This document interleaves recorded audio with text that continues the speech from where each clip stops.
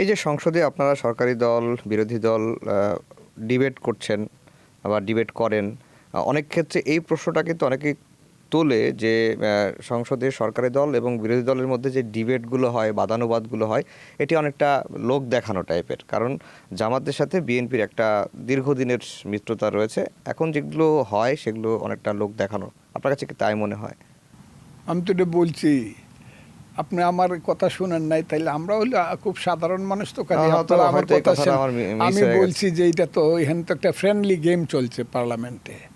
এই যে মেসি বলছি, আমি মেসি এবং রোনালদো যদি খেলতে আসে বাংলাদেশে, ফ্রেন্ডলি ম্যাচ খেলা যদি হয়, একদিন দুই দিন মানুষ যাবে, তৃতীয় দিন আর ফ্রেন্ডলি ম্যাচ দেখার জন্য ম্যারাডোনা কবর থেকে উঠে আসলে আর যাবে না।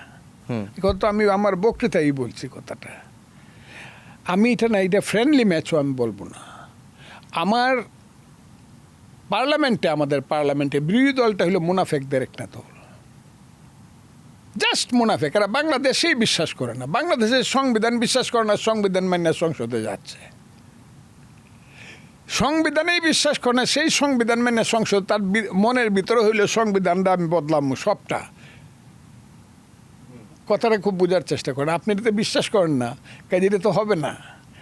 আপনি এই এমন একটা মুনাফেক, ভিতরে যাইতেছেন, গিয়ে হাস্যা হাস্যা কথা বলতেছেন, আপনি যা করতেছেন প্রধানমন্ত্রী, আবার প্রধানমন্ত্রীকে কি বলবো, আমি বিভ্রান্ত বলবো না, প্রধানমন্ত্রীকে আবার অ্যাপিজিং করার জন্য, প্লিজ করার জন্য প্রথমেই বলে জিয়াউর রহমান সাহেব কত ভালো মানুষ ছিলেন, হ্যাঁ আপনার আম্মার কথা মনে হইলে এখনো চোখে পানি আসে, তখন বিএনপির এমপিরা হাততালি মারে, অতটুকুই বুঝে। কথাটা বুঝছেন না? ওই বিরোধী দলের নেতার মুখ থেকে আপনার আম্মার কথা মনে হলে চোখের পানি আইসা পড়ে। এরপরে যা আছে তা আচ্ছা কইল, কোয়ার পরে দুই দলেরই হাততালি পাইল বিরোধী দলের নেতা।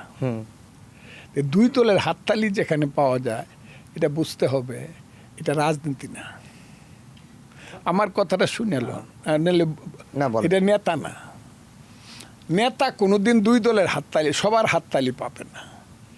এটা বঙ্গবন্ধু শেখ মুজিবুর রহমানের যখন 1969-70-71 ছিল, তখন সবার হাততালি পায় নাই।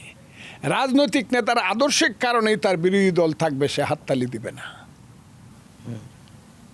বুঝতে পারছি। সবার হাততালি যে পায় সে হলো অভিনেতা, উত্তম কুমার, রাজ্জাক, কবরী ইত্যাদি ইত্যাদি ইত্যাদি ইত্যাদি, বা ওই যে সুফিয়া লোরেন, এরা সবার হাততালি পায়, কারণ এরা হলো, এদের কোনো শত্রু মিত্র নাই।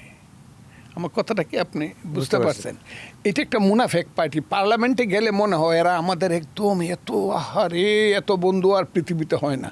জাস্ট পার্লামেন্টে একটা বাইরে আইসাই এরা যা চক্রান্তের যত কিছু আছে সব কিছু করে। আমি আজকে এটা বইলা যাব, এটা হয়তো বা বিএনপি সবাই পছন্দ করতে পারে, নাও পারে, কিন্তু যেদিন সাপ সুপল দিবে সেদিন যাতে আমার কথাটা মনে করে।